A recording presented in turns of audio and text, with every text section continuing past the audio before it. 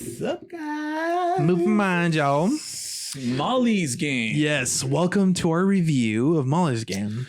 Molly's Game. Jessica Chastain. Jessica Chastain, the beautiful and talented Jessica Chastain. This movie was released in 2017, and it was widely released in all theaters in 2018. So it's one of those Oscar bait movies that came out towards the end of the year. Yes, it did. Okay, absolutely. Yeah. And so it just dropped on Netflix. So after you watch this, go ahead and go over to Netflix. We're gonna try not to be spoilery, right? We're gonna try. Can't promise anything though. No, we're gonna not. We're not. But we're gonna get really excited about this one. So I wanted to go ahead and start off with just going overall thoughts. Well, first of all, I must say I feel like Jessica Chastain. First of all, she's great, right? But she's like like a Julia Roberts to me. I don't know why. Yeah, it just seems like she should be doing more love movies and things like that, which she hasn't, or I don't know if she has. I mean, I'm sure she has, but not that many, right? No. That I'm very familiar with because I've seen her in It, obviously, which is amazing in that, and It too, and then Molly's Game, which is great. I think she's amazing, dude. In this movie, I never thought she says some things in this movie that I'm just like, oh wow, it just yeah, she can say that. She's crazy like that. But dude, she's great in this movie. Yeah, as far as main actress is concerned, she definitely takes the pie for me on this movie. Of course, she is the main actress, but she's the leading role. And my gosh, I just love her strength, the way that she portrays like really a lot of confidence, but at the same time really likable. You know what I mean? I feel like there's not a lot of people that can actually pull that off per se. You know what I mean? Yeah. No, and it's directed by Aaron Sorkin, and it's a book that Molly Bloom wrote, which I was familiar with that it was from a book. I did read that. Actually, this movie actually got nominated for adaptive screenplay, so that it is from a book, right? And it didn't win the Oscar for it, but it definitely got the adaptive screenplay nominee. Yeah. And so the book is actually, and the movie actually is mostly about Molly Bloom. She was an Olympic skier that ran the world's most high and an exclusive stake of poker game, illegal poker game, and actually became an FBI, which I didn't know that. Because in the movie it doesn't really allude to that much. I can see her doing that, right? but pretty much she knows how to. She's pretty much top of her game. I think it said that in the movie that she went to Stanford, Harvard, or something like that. She got a law.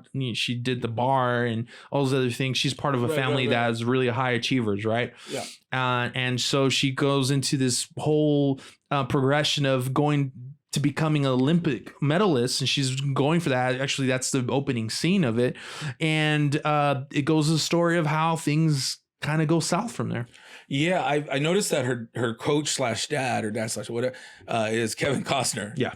One of my favorites, right? Dude, they really know how to pick them for these movies, right? I love Kevin Costner. And one of the guys that help her put these games together in the movie is Michael Cera. Now, I don't know if you guys know Michael Cera. He's the counterpart to Jonah Hill in the movies Superbad. He's come out in other movies as well. But I love this guy's character in this movie, and he plays himself. He plays Michael Cera. His name is Player X on the credits, right? But from what I know, he is actually playing himself. That's what I thought. That's what I heard when I was watching, or when I read about it, something like that. It just made me think, oh, well, that's Michael Cera.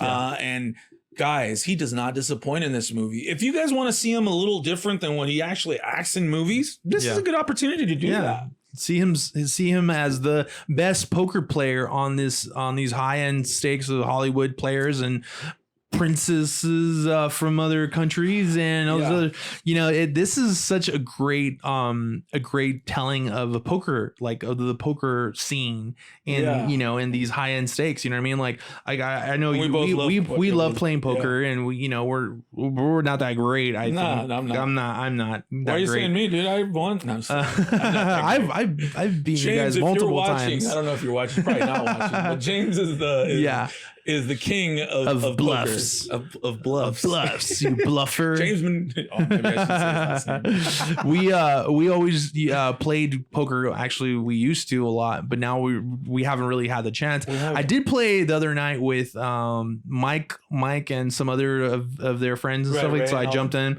and so we played. I lost my money. I lost $20 there, unfortunately. But it was fun, man. I'm not really going there for taking their money. So it's digital poker, right? Yeah, digital poker is great. Cool. It was pretty fun. I haven't done it in a while. Yeah, man, it's been fun. It was really popular. And then watching this movie, which I watched this week because it just fell on Netflix. Yeah. I just got the itch of like, man, I want to play poker. No, and it's funny because she starts out with a guy that she gets hooked up with. That he is actually the one that brings people together, and a lot of celebrities that they don't mention who they are, but you can probably figure it out that there's different celebrities. He puts these matches together, and there's a bunch of money in the on the stake, and so millions or hundreds of thousands at least. And so these games are set up and not completely legal. Yeah. And why aren't they legal though?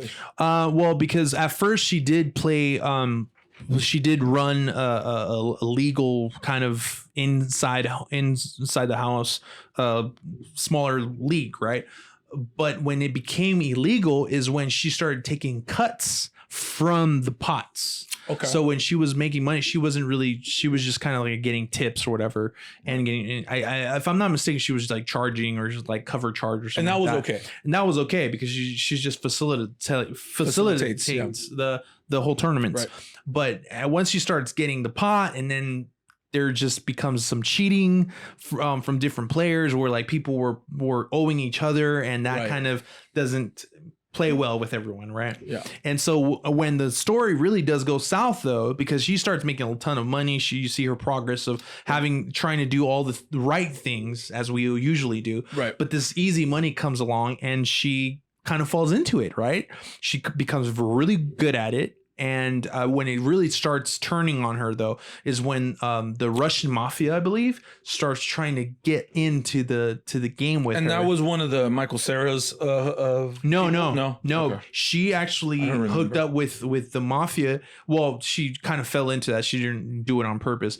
It was because that player base that she had kind of left her. Got it. And they had like a whole thing going on there. Anyway, so that happened, and unfortunately, things go south from there. You know what I mean? So I love this movie a lot, guys. This movie is so recommended, and there's a reason why I love this movie. It's Jessica Chastain, absolutely. But guys, Idris Elba in this movie. Yeah, that's the one I was going to talk to you about. He's the lawyer in this.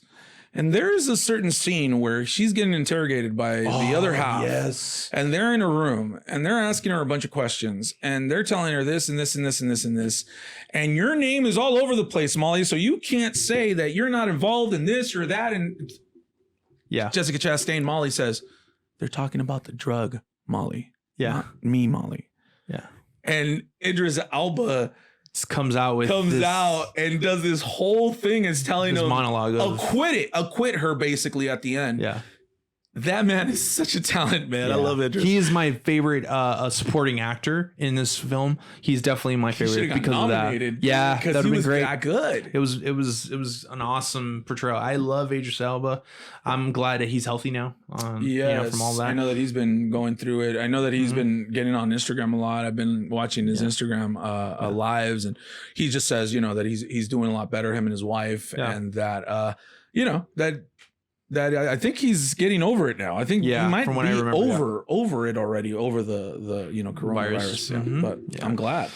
Yeah, man. Yeah. So one of the things that I didn't like about this film, and let's just kind of go into that, is the whole process of showing Molly broken more, into a sense of like they dealt with her problem really, really quickly with her whole father and daughter problem.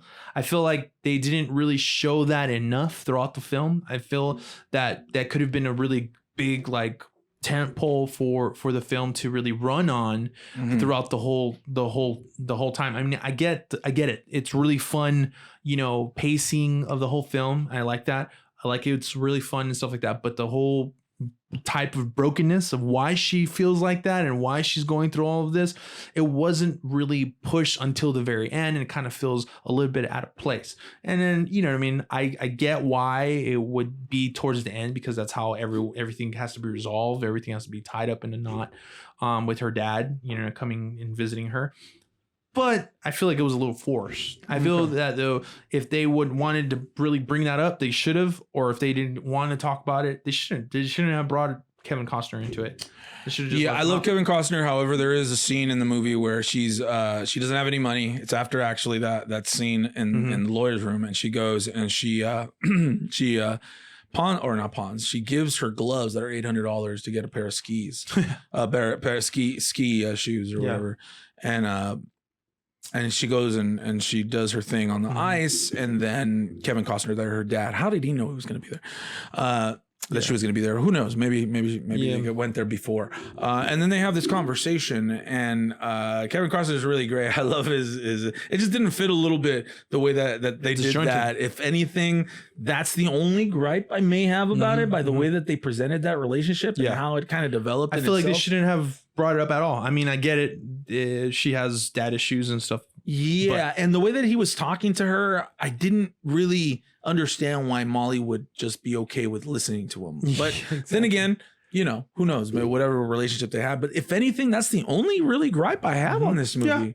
And nothing else. I like the pacing on the very beginning. I think just the third act is just kind of starts falling apart for me. Okay. And I'm like, oh, okay, here we go. And it kind of starts just dwindling down. But in general, I mean, I love the movie. Yeah, I love the fact that they were able to make this book, and it's just, I mean, I'm assuming it's somewhat. It's just a book, or is it someone's life based on someone's life? It's hers. It's a retelling of her whole experience of how, and she like name drops people, celebrities and stuff like that. So that's why they, you know, towards the end, and they talk about how, and they say that Idris Elba says that in there. He's like, this girl has the gold. He says she got the golden ticket and she won't cash it. And he has like celebrities. She can make her own books, which I think, well, she did afterwards. I don't know what kind of celebrities she mentioned in there. The movie's great, guys. Check it out. It's one of my top favorite movies that are on Netflix right now. Yeah, it's definitely some of the best, man. You guys got to check it out. I mean, I'm sorry, Jessica Chastain is you know, she did Interstellar, and that's why I really love her from Interstellar. Zero Dark 30. Dude, she's great in all these movies. Great stuff. She should be doing more, I think, or whatever that you guys need her, whatever they give her, I feel like she picks the right roles. She picks the right things for her kind of character. However, I do think she should come out in some of these love movies, some of these rom-coms. I think she'd be great in them. So it'd be cool. But my overall, score. Okay, I'll do it first since I know I know you watch that movie a lot.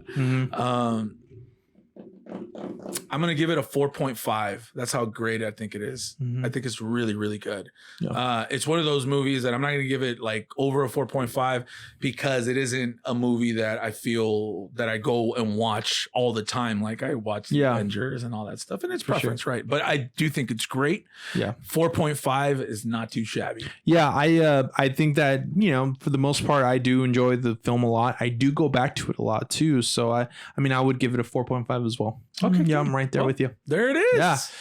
You guys got to go check it out. Let us know what you guys think. And comment below. Tell us what you think. Maybe you guys are not going to like it. Or you guys have another biopic or kind of that kind of adaptation movie that you guys would like to suggest. Please comment below. Ring the bell. Subscribe. Like the video. We'd appreciate it. You guys don't know how much we do really appreciate it. Okay. Appreciate it, guys. Anyway. So remember to stay movie minded.